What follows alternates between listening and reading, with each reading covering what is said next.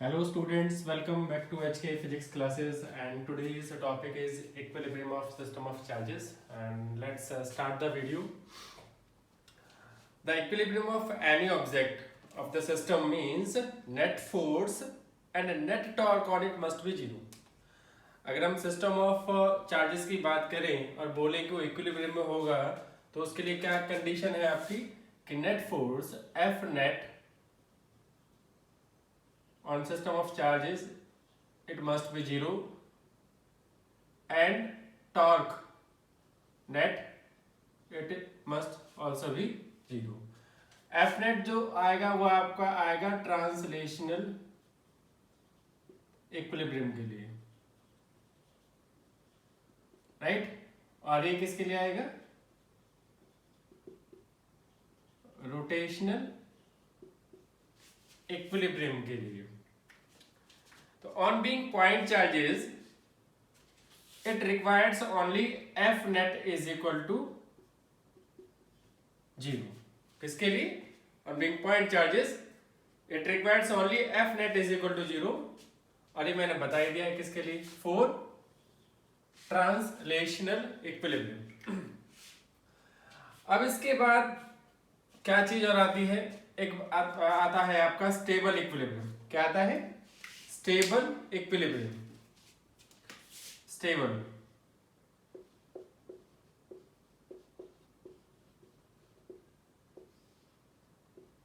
तो stable equilibrium में क्या रहेगा आपका? After displacing charge particle from its equilibrium, after displacing charge particle from its equilibrium position, if it return back to its mean position तो it's said to be stable equilibrium. How? इसको कैसे define कर सकते हैं? Let we have two charges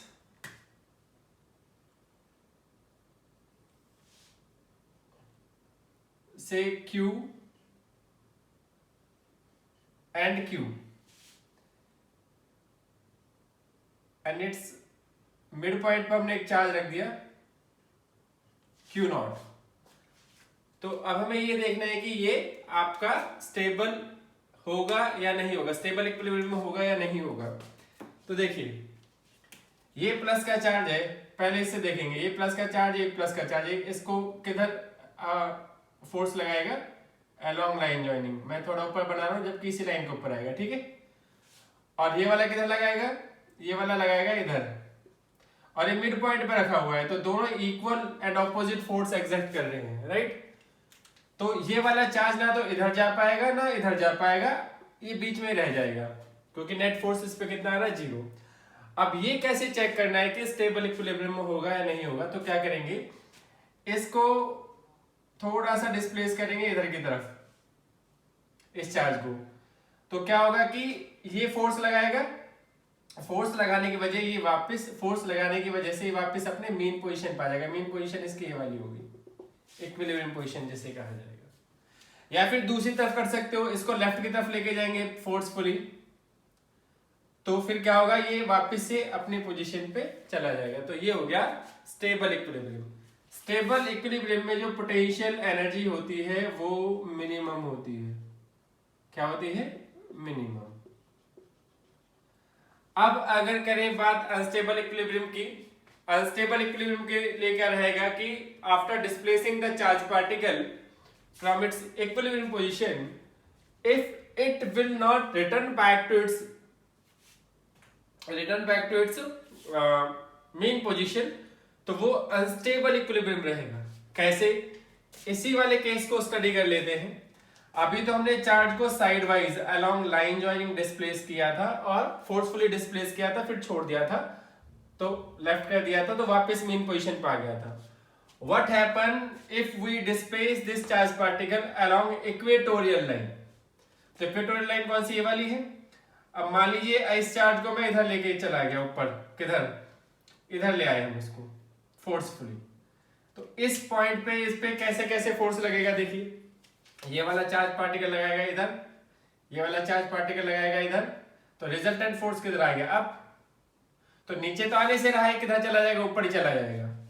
ऐसे आप नीचे लेके जा सकते हैं. नीचे ले आए, मान लीजिए इधर ले आए, इस चार्ज को फोर्सफुली इधर ले आए, तो ये वाला लगाएगा आप पे इधर फोर्स, और ये वाला चार्ज पार्टिकल लगाएगा इधर फोर्स, तो रिजल्टेंट क्या आएगा नीचे। तो इधर से भी ये नीचे नहीं जाएगा, वापस नहीं जाएगा। तो इसके लिए हम क्या कह सकते हैं, ये स्टेबल इक्विलिब्रियम है, it will be in stable equilibrium along line joining, ठीक है। और अनस्टेबल किसके अलोंग रहेगा, इक्वेटोरियल लाइन, ठीक है, समझ में आ गया। तो ये हो गया आपका स्टेबल इक्विलिब्रियम। और अनस्टेबल के लिए जो बता दिया, अनस्टेबल में आपकी पोटेंशियल एनर्जी, अनस्टेबल के लिए जो पोटेंशियल एनर्जी होती है वो कितनी होती है आपकी, मैक्सिमम होती है। अब एक और केस डिस्कस कर लेते हैं इसका। अब हमने बीच में माइनस का क्यू चार्ज रख दिया है, इसकी जगह पर लीजिए ये प्लस क्यू, इन बिटवीन हमने कौन सा चार्ज रख दिया, माइनस का क्यू नॉट रख दिया। क्या रख दिया, माइनस का क्यू नॉट, ठीक है। अब माइनस के क्यू नॉट के साथ क्या होने वाला है, देखिए आपके पास माइनस का क्यू नॉट, अगर मैं इक्वेटोरियल लाइन के अबाउट निकालूं, इस लाइन का अलाउ, इस चार्ज को अगर मैं फोर्सफुली इधर लेके जाता हूं, ठीक है, तो इसकी वजह से जो आपके पास फोर्स लगने वाला है वो लाइन जॉइनिंग ही बना लो, तो अलाउंग ये लगेगा, इसके अबाउट क्या लगेगा, ये लगेगा, रिजल्टेंट क्या आ जाएगा ये। तो ये वाला चार्ज अबाउट इक्वेटोरियल लाइन आपका कैसा रहेगा, स्टेबल रहेगा। कैसा रहेगा, स्टेबल, ठीक है। और ये मेरे ख्याल से लाइन जॉइनिंग के अबाउट भी स्टेबल रहने वाला है, ये आप क्रॉस चेक कर लीजिएगा। तो ये तो बात हो गई किसकी, स्टेबल और अनस्टेबल इक्विलिब्रियम की। इसके बाद हम देखते हैं सिमेट्री प्रॉब्लम्स। क्या देखते हैं, सिमेट्री। इसको रब कर देते हैं।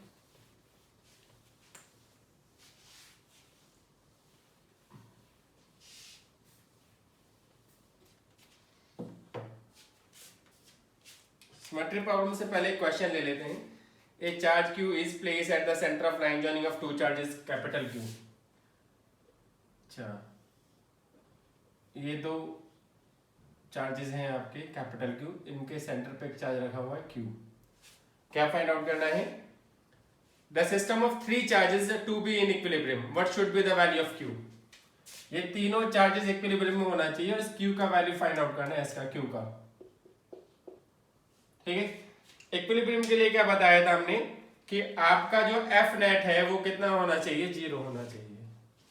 एफ नेट कितना होना चाहिए, 0। किसके लिए, इक्विलिब्रियम के लिए, ये 0 होना चाहिए। पहले तो मैं आपके साथ वैसे ही डिस्कस कर लेता हूं कि प्लस वाले के साथ क्या इश्यू हो सकता है अगर हम प्लस वाला लगाए, एफ नेट, हाँ ठीक है। देखिए पहले इस पे चेक करते हैं, ये प्लस का इस पे फोर्स इधर लगाएगा, ये प्लस का इस पे इधर फोर्स लगाएगा, जबकि एफ नेट 0 होने के लिए क्या होना चाहिए था, equal and opposite force apply होना चाहिए।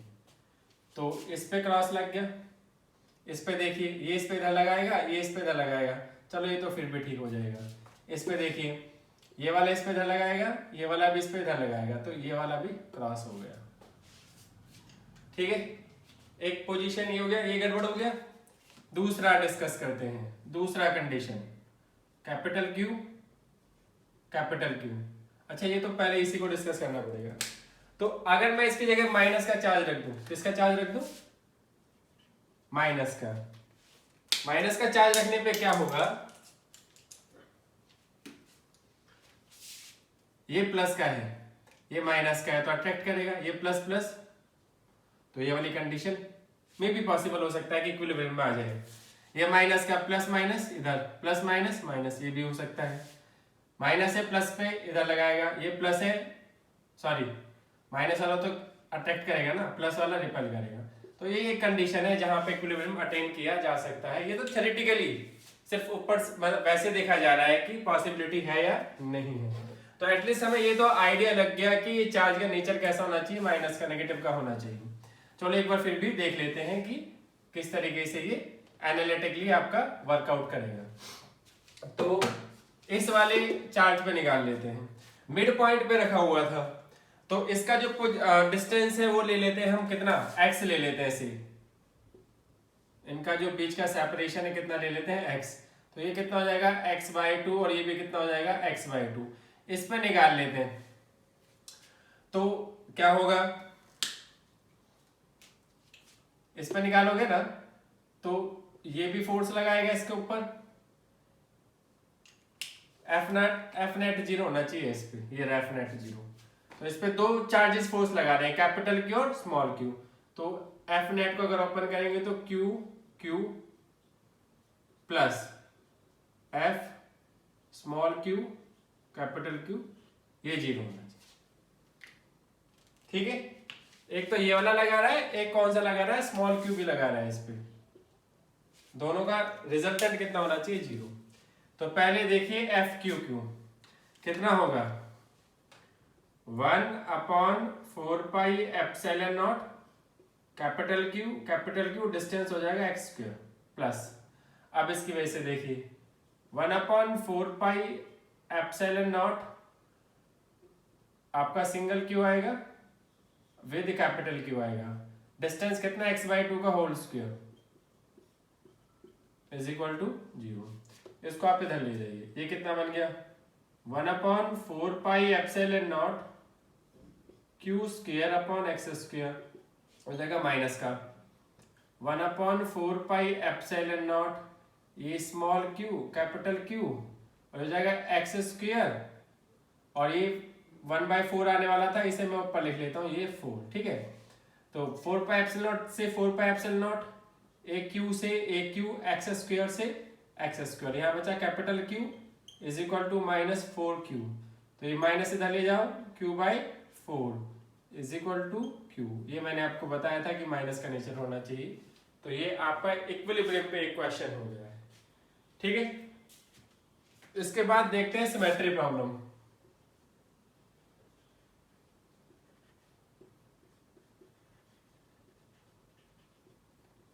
सिमेट्री प्रॉब्लम में सबसे पहले ले लेते हैं इक्विलैटरल ट्रायंगल। क्या ले लेते हैं, इक्विलैटरल ट्रायंगल।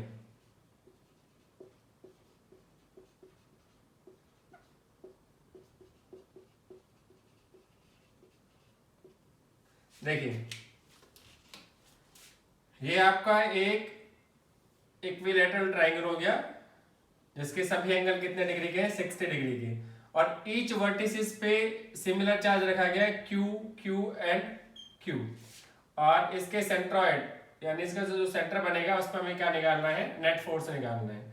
सिमेट्री प्रॉब्लम जितनी भी रहेंगी उनके सेंटर पे हमेशा फोर्स या फील्ड जो भी आप फाइंड आउट करेंगे हमेशा कितना आएगा 0 आएगा। तो यहाँ पे इलेक्ट्रिक फील्ड की बात कर लेते हैं हम, इलेक्ट्रिक फील्ड कितना आएगा इस पे 0। कैसे पता लगेगा, इलेक्ट्रिक फील्ड का फॉर्मूला मैं आपको बता देता हूँ कितना है 1/4πε0 चार्ज अपॉन में डिस्टेंस का स्क्वायर, इसको मैं k लिख रहा हूँ राइट, kq/r²। तो अब इसमें क्या हुआ, ये जो डिस्टेंस है सेंटर से हम मान लेते हैं a, लेट कर दिया। ठीक है, तो पहले निकालेंगे इन दोनों की वजह से, इस q की वजह से कितना निकलेगा इधर ये, ठीक है, और इस q की वजह से कितना निकलेगा ये। इनको मैं नेम कर देता हूं a b एंड c, ये हो जाएगा और ये हो जाएगा, इसको ले लेते हैं o, सेंटर को लिख लेते हैं o। तो force on o due to b हो जाएगा force on o due to c। तो देखिए जो FOB ये कितना आएगा kq/, डिस्टेंस कितना a², और इतना ही आपका OC निकलने वाला है, चेक कर लो। ठीक है, तो इनको मैं सिंपली क्या लिख लेता हूं, F लिख लेता हूं। क्या लिख लेता हूं, F। अभी देखिए ये कितना है 60, तो ये कितना होगा 120 होगा, कितना होगा 120। नहीं तो आप दूसरा प्रॉपर्टी देख सकते हैं, ये 60 ये बिल्कुल बीच में से कट कर गया 30, ये बीच में से कट करके गया 30, 30 30 60, और ट्रायंगल का पूरा टोटल सम कितना होता है 180 थे 120 हो गया।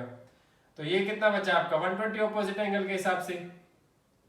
तो एक फोर्स ये रिजल्टेंट किधर आ गया अप, तो फोर्स कितना निकलेगा under root F O B का square plus F O C का square plus 2 F O B F O C और कॉस ऑफ एंगल, एंगल कितना है 120 डिग्री।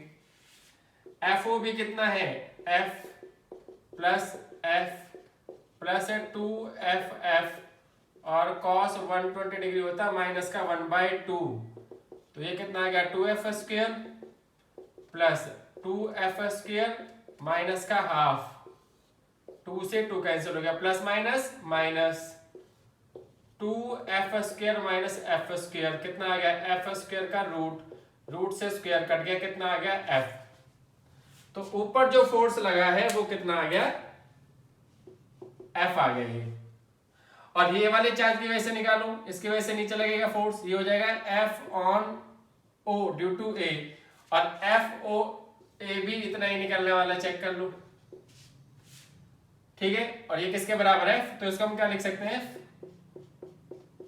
एक F ऊपर एक F नीचे, तो रिजल्टेंट कितना आ गया 0। तो F net on symmetry problems कितना हो गया 0। ये तो गया इक्विलैटरल ट्रायंगल की बात। स्क्वायर की बात करते हैं, किसकी बात करते हैं स्क्वायर की। स्क्वायर देखिए, ये भी सिमेट्री प्रॉब्लम है, ये स्क्वायर हो गया,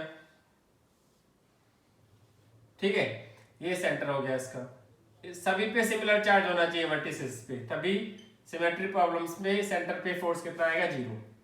ये इनके डायगोनल्स हो गए, इनकी वैल्यू हम ए ले लेते हैं, कितना ले लेते हैं ए, ठीक है।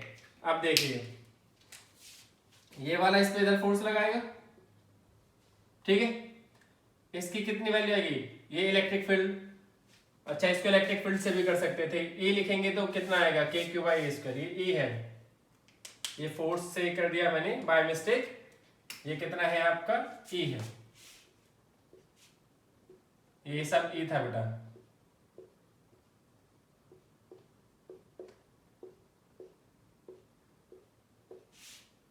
ये सभी क्या था ई, ठीक है। तो देखिए इस पे अगर इलेक्ट्रिक फील्ड निकालेंगे तो इधर की तरफ आएगा, और इसकी वैल्यू कितनी आएगी के क्यू बाय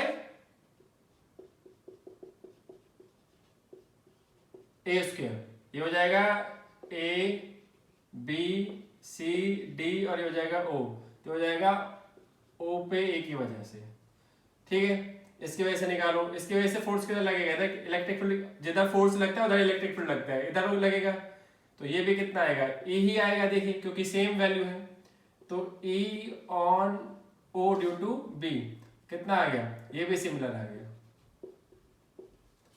अभी एक ही पॉइंट पे दो सेम वैल्यू के फील्ड लग रहे हैं, तो कैंसिल कर कितना आएगा 0, और इसकी वजह से देखिए ये इसको इधर लगाएगा, ये भी ई लगाएगा, ये इस पे इधर लगाएगा, ये तो कैंसिल हो गया, कितना हो गया 0। ऐसे ही रेक्टेंगल का हो जाएगा। एक मैं आपको पेंटागन का और करके दिखा देता हूं, पेंटागन में कैसा होगा, पेंटागन का यहीं से समझ लीजिए। पेंटागन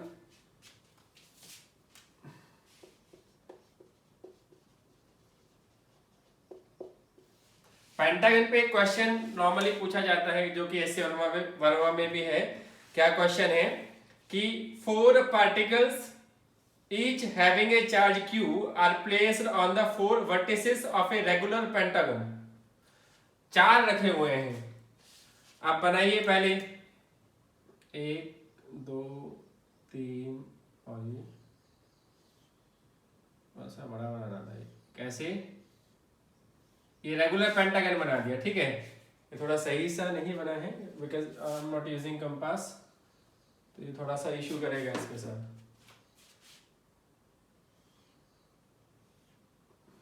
ठीक है। ये रेगुलर पेंटागन है, ए बी सी डी ई, तो क्वेश्चन में क्या दिया गया है कि 4 particles each having a charge q are place on the 4 vertices of a regular pentagon. मान लीजिए अब वो चार्जेस जो रखे गए हैं 4 वर्टिसेस पे रखे गए हैं, एक इस पर ले लेते हैं q, एक इस पर ले लेते हैं q, एक इस पर ले लेते हैं q, एक इस पर ले लेते हैं q, ये हो गया। अब ये कह रहा है कि the distance of each corner from the centre is a। अब इसका सेंटर हो गया ये, ठीक है, और तो वर्टिसेस से उसका जो डिस्टेंस दे रखा है a दे रखा है, कितना दे रखा है a। Find the electric field at the centre of the pentagon. Electric field इसके सेंटर पे निकालना है। तो अब इसमें क्या कर लेते हैं, अभी देखिए सिमेट्री प्रॉब्लम है, लेकिन सिमेट्री प्रॉब्लम के लिए एक चीज होना चाहिए था कि उसके ईच वर्टिसेस पे सेम चार्ज होना चाहिए, जबकि इसके फिफ्थ वर्टिसेस पे कोई चार्ज नहीं है। तो हम लेट कर लेते हैं कितना q, कितना लेट कर लेते हैं q। अब इस सिमेट्री प्रॉब्लम बन गया तो उसका सेंटर पे ई, सेंटर पे आपका कितना आना चाहिए 0। सिमेट्री प्रॉब्लम मैंने आपको 2 करके दिखा दिए हैं। कैसे, मतलब सिमेट्री जिसका कोई नेम होता है मैथमेटिक्स में, उसके वर्टिसेस पे अगर सिमिलर काइंड के चार्ज रखे जाते हैं तो उसके सेंटर पे हमेशा कितना आएगा, फोर्स या फील्ड कितना आएगा, 0 आएगा। तो ये हो गया। लेकिन क्वेश्चन ये दे रखा है कि 4 वर्टिसेस पे रखे हुए, फिफ्थ पे नहीं है। तो फिफ्थ हम क्यों यूज कर रहे हैं, फिफ्थ में इसलिए यूज कर रहा हूं कि फिफ्थ लगाने पर हमें तो पता लगे ई सेंटर कितना आ रहा है, 0 आ रहा है। तो इसका ये मतलब हो गया कि जितना फोर्स ये चार्ज लगा रहे उतना ये अकेला लगा रहा होगा, क्योंकि इसके लाने पे कितना फोर्स हो गया, 0 हो गया। इक्वल एंड ऑपोजिट वाला केस यही तो होगा कि जितना electric field A B C D total मिलके बना रहे हैं, E A plus E B sorry, ये किसके बराबर होगा, ई इलेक्ट्रिक फील्ड ई के बराबर होगा, तभी तो 0 हुआ फिफ्थ लाने पे।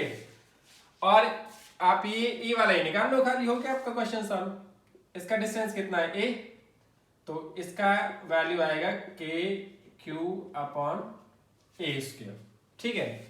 तो बेटा सिमेट्री प्रॉब्लम, रेक्टेंगल भी सिमेट्री प्रॉब्लम है, हेक्सागन भी सिमेट्री प्रॉब्लम है, लेकिन कंडीशन ये होना चाहिए कि उसके उनके सभी वर्टिसेस पे आपके चार्ज सेम होने चाहिए। ऐसा भी नहीं होना चाहिए कि प्लस प्लस और या माइनस क्यों ले लिया, तो फिर सेंटर पे फोर्स या फील्ड 0 नहीं आएगा। मेक श्योर दैट कि ऑल वर्टिसेस पे सिमिलर काइंड के चार्जेस रहें और वो सिमेट्री बने, जिस सिमेट्री को हम नाम they like triangle, hexagon, pentagon, square, equilateral triangle kind of, अगर ऐसे कुछ नाम है वो सिमेट्री प्रॉब्लम्स में आते हैं, ठीक है। आई होप कि आप लोगों को ये न्यूमेरिकल का सेक्शन के मेथड्स अच्छे लगे होंगे। If you guys have any kind of doubt या फिर query, you can comment down and ask, ठीक है। और बाकी चैनल को आप लाइक करें, शेयर करें, सब्सक्राइब करें, and thank you for watching.